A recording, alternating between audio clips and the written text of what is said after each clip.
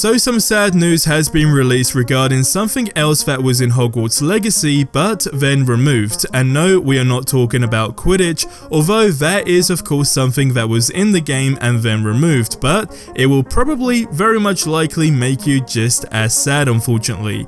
Now on top of that, some people seem to have got the game early, but that has resulted in a lot of people being confused, and the only legit concern everyone should have about this game on day one is stability, and lastly, how high can you fly in this game? So we have lots to dig through, so let's dive into it. So new information was revealed that says the following. One already known factor was that the Slytherin House's dormitory and the Chamber of Secrets are at the dungeon level of Hogwarts Castle. At the start of their process, the Hogwarts design team considered whether the Chamber of Secrets could work in the game, and then they said, quote unquote, unfortunately there were some challenges with this and it was decided to not include it in the game. Now this is some pretty sad news because a lot of people were hoping for some sort of Easter eggs in that regard, but it's interesting how people as a whole have responded to this, because for example, someone did mention how it's a good decision they did make because that way it doesn't dilute the importance of the chamber being opened in the second book. But then on the flip side, another person said that they are all in for some Easter eggs and book references, but they also hope that it's a bit limited and not too much fan service. Now, I think that's a very valid point to make, and the reason why I say that is the case is solely because this game has literally got two types of players. So you have people that are big fans of the Harry Potter series as a whole and watched more or less all of the movies and probably read a few books if not all, and then you have the casual player, right, which is just a gamer that's very interested in the game and very excited to play it, although they have not read any of the books or maybe they've watched one or two Harry Potter films. So as far as the knowledge goes and understanding certain references, of course it would be limited.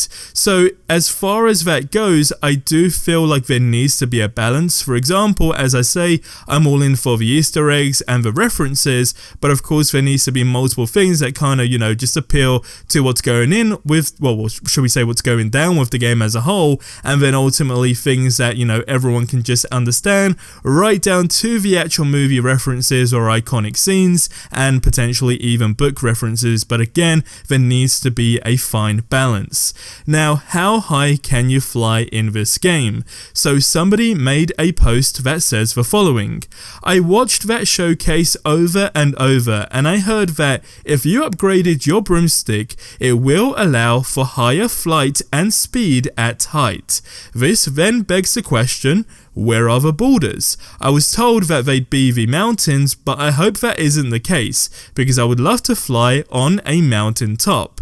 Now, it's important to note here that a voice actor confirmed a couple of weeks ago, well I say a couple of weeks ago, it's pretty much just over a week ago, that you could be knocked off your broomstick in a post that they shared on just ways you can die in this game.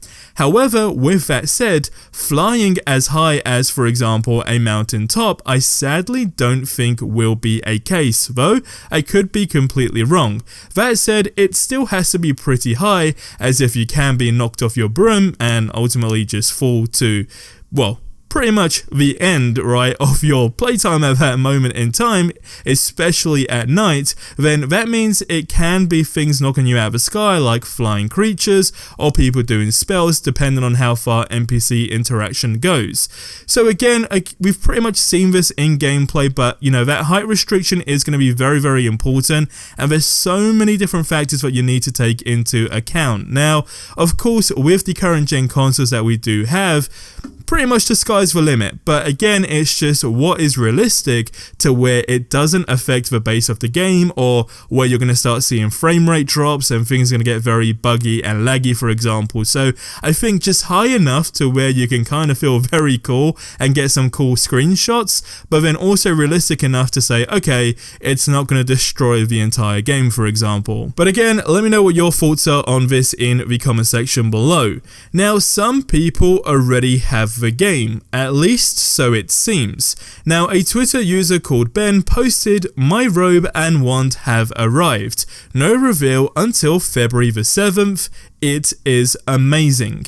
Now, some people are confused as to how people have the game early and whether or not it's just a shipping situation where, random people have literally just randomly got the game. But the situation is most creators or reviewers have been given the game already, so it's very likely people can play Hogwarts Legacy today, just selected people, unfortunately. Though that being said, some GameStops have actually announced that they'll be giving the game out at 9 PM on the 6th of February as opposed to midnight, and sure, it's just 3 hours early, but it's still 3 hours. So check in with your local GameStop to see if they are doing that too, but you pretty much at this moment in time, unless you have been given access by one of the guys on the dev team to this game, pretty much no one can play Hogwarts Legacy until that time, pretty much, right? So again, we know this is going to be the week where we do get a lot of reviews and a lot of opinions. I do feel this week will probably be one of those weeks where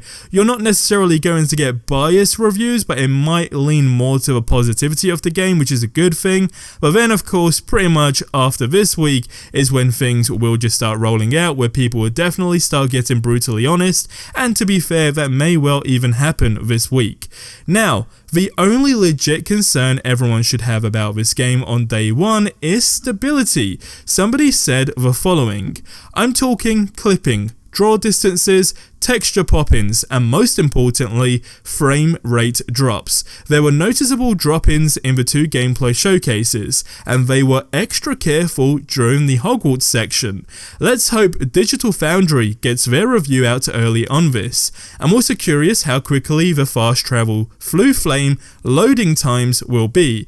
Ghost of Tsushima is actually less than 2 seconds, and so is Spider-Man. The last thing I want to see is a day one patch after the 72-hour early access." Now, day one patches are pretty much a standard, right, in this day and age for gaming, so there is no doubt that we will not get one. However, I do think stability is something that should definitely be considered, as we've seen games more recent especially have a great base version of the game, super anticipated, but completely lacked stability, resulting in a complete uproar.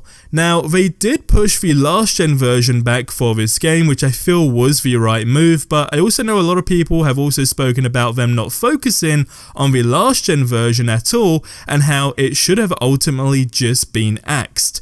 Do you think that's true? Now, personally, I do not, but it was definitely a concern at first on how they were prioritizing things, but I do think when they announced the delay that it was a sensible thing to do without losing a whole player base, and I think that's very, very important, because with, of course, the, pretty much still lack of accessibility to the new gen consoles, specifically the PlayStation 5, it would have literally just wiped out an entire player base. So for that reason, I think it has strategically been done correctly, but again, how much of a difference the game will look on the current gen consoles versus the last gen consoles is then the next big question. But get ready, as this is the week for Hogwarts Legacy. What am I talking about exactly? Well, check out the video that you see on screen right now.